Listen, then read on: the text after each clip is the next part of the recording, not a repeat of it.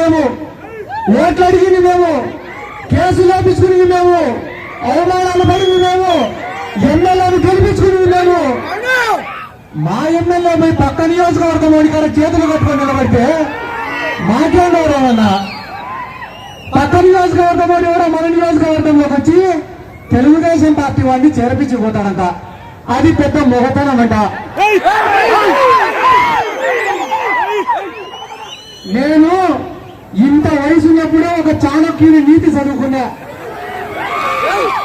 శత్రువుకి శత్రువు మిత్రుడని. ఏం నాకు మాత్రమే శత్రువులు ఉన్నారా? నాకు మాత్రమే విరోధులు ఉన్నారా? మీకు లేరా?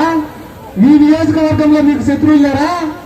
మీరు చేసిన పనికి మాలే పని నేను కాదు మీ నియోజకవర్గాల్లోకి వచ్చి చేస్తే డిపాజిట్లు కూడా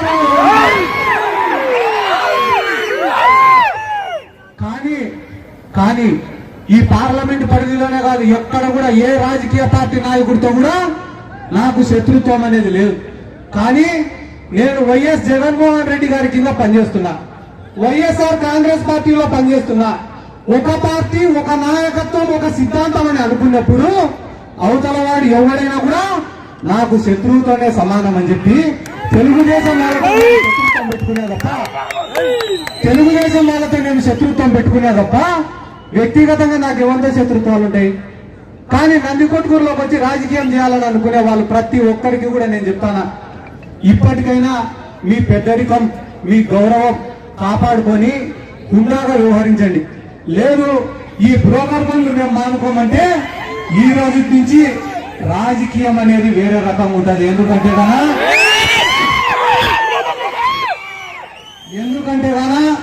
నాకు మీ భవిష్యత్తు కన్నా ముఖ్యమైనది ఏది కూడా లేదు. మీ మంచి కన్నా, మీకు మేలు జరిగేదానికన్నా వేరేది ఏది కూడా నాకు ముఖ్యం కాదు. చివరికి మీరు బాగుంటారనుకుంటే ఆ నిమిషమే నా ప్రాణం.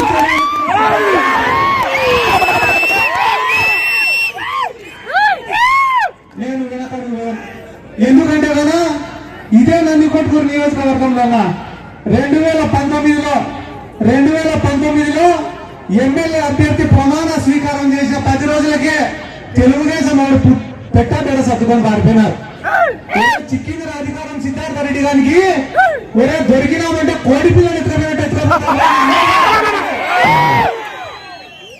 కానీ 10 రోజులు తిరగక ముందే ఎవడైతే అధికారులు మా పైన కేసులు పెట్టారో, ఎవరైతే అధికారులు మమ్మల్ని ఇబ్బంది పెట్టినారో వాళ్ళని తెచ్చి ఇదే నందికొట్కూరులో పోస్టింగ్లు వేసినారన్నారు. వాళ్ళని తెచ్చి ఇదే నందికొట్కూరులో పోస్టింగ్లు వేసినారు. ఇదే నందికొట్కూరు మున్సిపాలిటీకి అంకిరెడ్డి అని చెప్పి ఒక ఆయన మున్సిపల్ కమిషనర్ చేసినారు. ఆయన ఈరోజు ఎక్కడున్నారో తెలుసా అన్న, ఉద్యోగానికి రాజీనామా చేసిపోయి తెలుగుదేశం పార్టీ కార్యకర్తగా పనిచేస్తారు. అటువంటి వాళ్ళని ఎంతో మందిని నందికొట్కూరుకు తీసుకొని వచ్చి ప్రతిరోజు ఇబ్బందులు పెడుతుంటే ఒక సీఏ వచ్చినాడు నా ఇంటికాడికి. వచ్చి అన్నా నువ్వే పలానా రాజకీయ నాయకుడిని కలిసి రాపో, నీ పైన ఉన్న కేసులన్నీ తీపిస్తామన్నాడు. ఒరే నాకు నచ్చకుంటే, ప్రజలకు కీడు చేస్తే, ప్రజలకు హాని తలపెట్టే నా కుటుంబాన్నే లెక్క చేయలే నేను,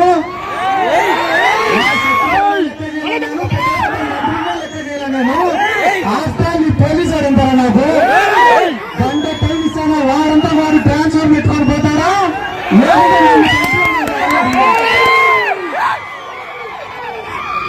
కానీ మనం పంపించాల్సిన అవసరం లేకుండా వాడే పోయి ఇరుక్కుని ఆ డోన్లో వాడే సస్పెండ్ అయినాడు.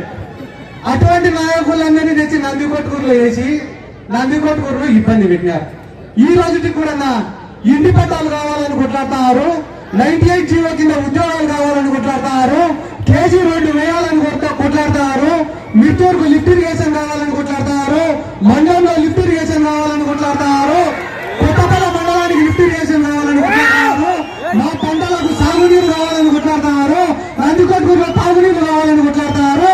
ఇన్ని సమస్యల పైన అర్జీలు ఎత్తుకొని ముఖ్యమంత్రి గారికి నేనిస్తుంటే ఈ నందికొట్కూరులో మాత్రం ప్రోటోకాల్ కోసం కొట్లాడే పనికి మాలను ఉన్నారు. పొద్దున్న లేచినప్పటి నుంచి తప్పుడు ప్రచారాలు, తప్పుడు కూతలు. ఏంటి తప్పుడు ప్రచారాలంటే ఈ వయసులో ఏమన్నా ముద్ర ఏమని చెప్పనా తట్టుకుంటా.